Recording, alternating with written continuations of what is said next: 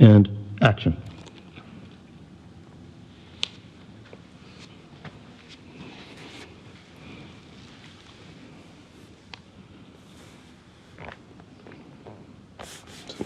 Mm-hmm. So this is the opportunity to get notes over to the actors, to dial in all the performances.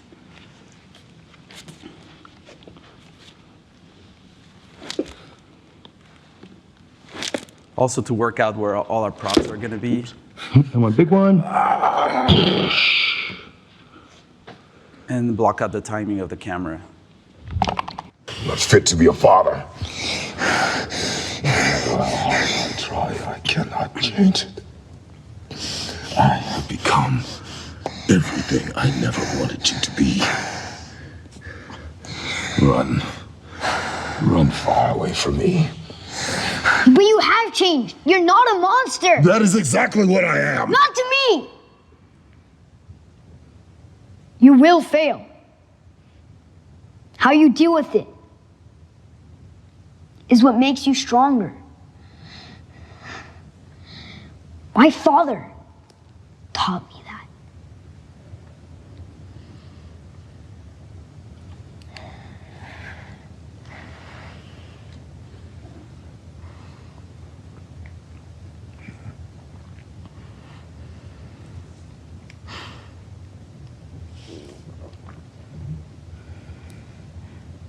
Yeah, so when we saw this, we knew You should lead the way. we had the right people. Pretty much felt like Kratos and Atreus as it is. They were the right height. And then that made the cleanup process and adjustment process a lot simpler once we did the motion capture. So here's an example of us shooting a scene. Corey is back there with the writers overseeing the scene delivery. And we get to see everything through Motion Builder as it's being shot. So as you can see, this is a careful rehearsed dance between the actors and Dory to ensure that we hit the beats accurately. And our goal is to do it all in one take.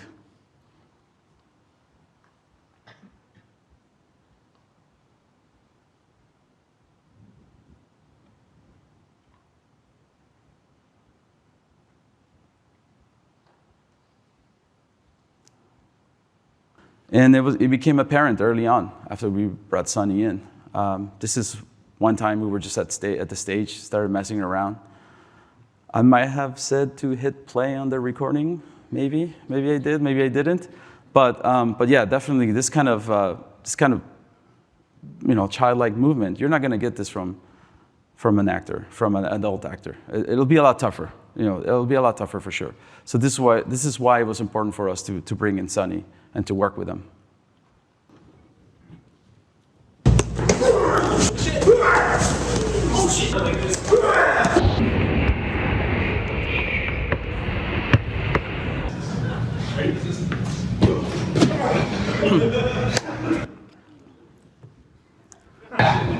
Yes. So HR didn't know a lot of this stuff was going on upstairs. We would have had to sign all kinds of waivers. But yeah, we liked it so much that we ended up getting a second suit so that we can do these kind of like paired up moves.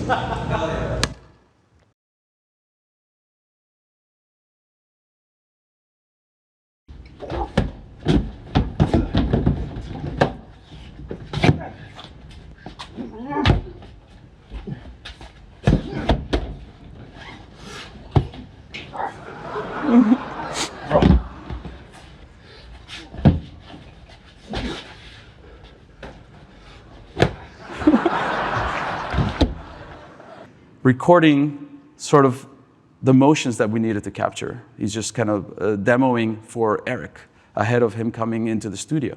And then we brought Eric in and we just spent an entire day rehearsing, practicing move, just so that we would have this footage ready to go once we went over to the mocap stage. So here's an example of a move going through every step. So this is James previs. Then we bring Eric in. Then on stage, he knows exactly what to do. And we can be a lot more efficient and focus on the quality of the movement rather than the idea. And this is after it's been polished and enhanced by our animation team.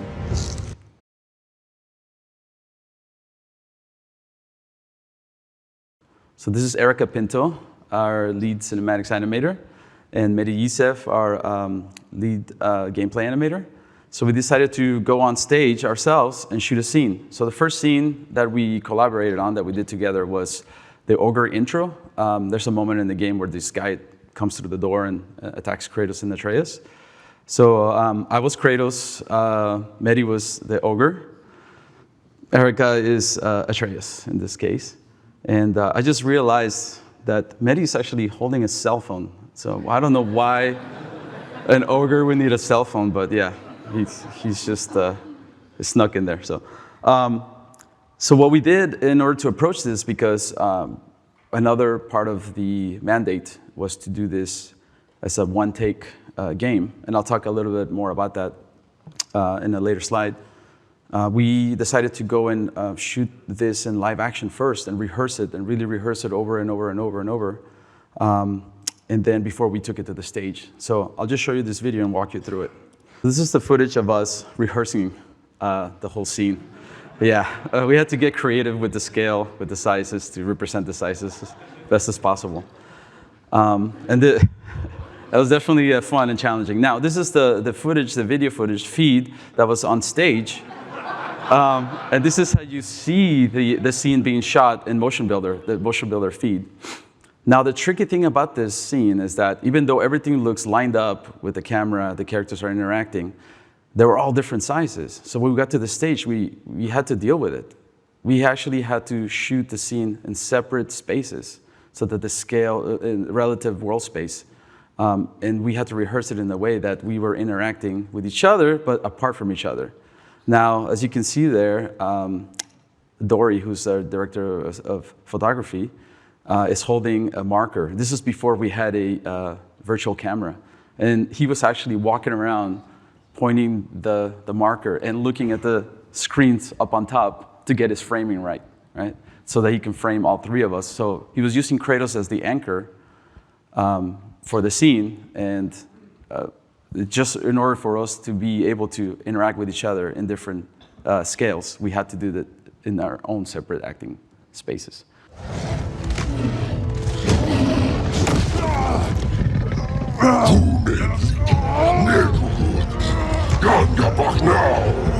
Let him go!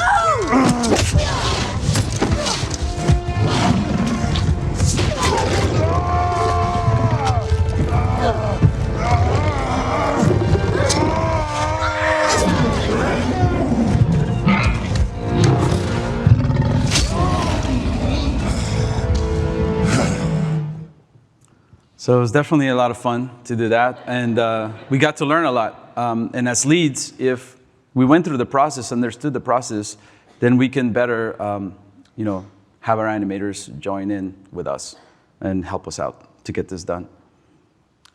Definitely, it went a little bit up to our heads, but then after doing a full day of shooting, we realized that we can't do this ourselves.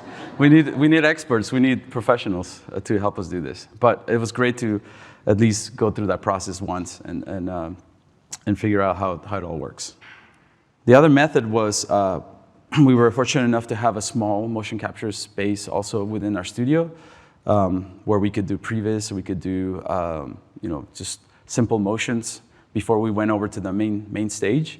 So there were situations where we needed to previs characters interacting with the environment or interacting with certain creatures that we just needed to do it in 3D.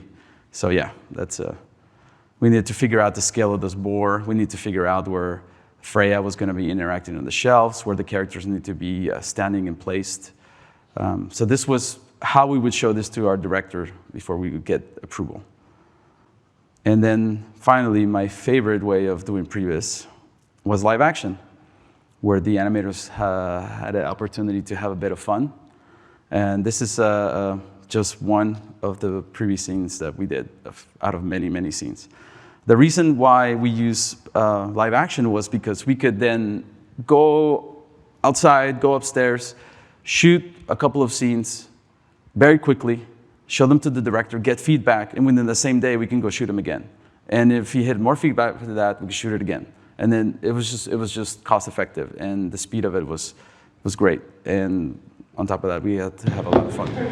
That was something that might catch. Oh, that was a perfectly good waste of an apple. How are you not seen? There is nowhere to hide up here.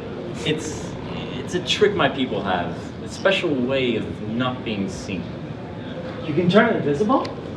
More like I can step into the realm between realms. And your mind can't understand what it's seeing, so it actually sees nothing at all. It's how we avoid using the weapons that we actually craft. But it doesn't seem to work on dragons, though. Your brother wanted to know if you're eating well. I can tell him that you are. Brock asked about me. Was there mead on his breath? You let him work on this again? Come on. So we have a couple of dwarf characters in our game. So if you're wondering why this walking around on his knees, that's why, so we can get the scale approximation right. We did a lot of table reads. Our rehearsal day would look like in the morning, get everybody together on the same page, read the script, get everything planned out. And here's some examples of some of the early keyframe animation that we did from the previous games. As you can see, the moves are a little bit more arcadey, over the top. Often we, especially with the blades, we could just create massive arcs where we didn't have to worry about the camera. And often we defied the laws of gravity. But once we moved into motion capture, we learned a lot. We learned a lot about the process because we hadn't really used it for combat before. So here's an example of a move. And this is data from footage from the motion capture stage. This is the data. As you can see, it got us about 80% of the way, right? And then our animation team would go in and enhance it. Without the keyframe knowledge and experience, we wouldn't be able to do it. Now, these moves are at 60. They're actually exported with a lot more frames, because then once we get into the game, the fidelity of the chain blades would read a lot better. That's why we had to export those with a little bit higher frame rate. This is some of the first bit of data. So yeah, this is exclusive, Kratos killing Kratos. And like as you can see, the axe was just a basic axe. There was nothing fancy about it. It was meant to be just this really gritty game. The moves were supposed to be very grounded and methodical and not very magical at first, because the game direction was to be a lot grittier. But as we play tested and we moved forward, we discovered that, hey, we need to kind of inject back a little bit of the old God of War games into it. So here's another pass at an early animation where we started getting a little bit more of that old Kratos movement back. One of the things you notice is that he's actually throwing the axe as a boomerang. This is when we started introducing some of the magical nature of the moves. But they were going to be part of the combo originally. So before they were just going to be button presses and the axe would come out and fly out and hit the enemies and come back automatically. But we particularly had to focus on making it look good from a new camera perspective. So as you can see, we pulled in the chains way more than it used to be. It was meant to just read enough with the camera, but still retain the same feeling from the old games. And here's some examples of how both the axe and the blades look from the new camera perspective in-game. And as you can see, we definitely moved away from the grounded feel. And even though, Kratos is jumping up in the air, but he's not jumping as crazy as he used to in the previous games. So there's a nice blend that we were able to achieve between the grounded and the previous games. So the concept art team started working on that. As you can see, this is some early concept where they started taking inspiration from the previous games and the way that he looked. I started adding the beard, adding the Norse motifs to him. And as you can see, he has a bit more of a human proportions, a little bit closer to a more relatable human. Even his weapon, as you can see at the early stages, there wasn't a magical axe. It was just a simple weapon that he was to use. The direction of the game early on was very grounded. It's meant to be a lot more realistic. And in the early beginnings, as I will show you, some of the early animation was very grounded and more not as sort of over the top as it ended up being. So we had to dial that in to make it work with the direction of the game. Here's a shot of the 3D model as it was making progress. This is around the time of the E3 reveal in 2016. The first time that we showed Kratos to the public, the new Kratos emerging from the shadows. So as you can see already, he was starting to feel a little more human, than how we previously depicted him.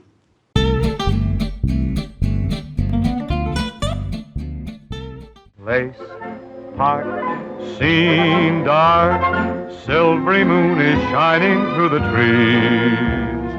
Cast to me you, sound of kisses floating on the breeze. Act 1, B.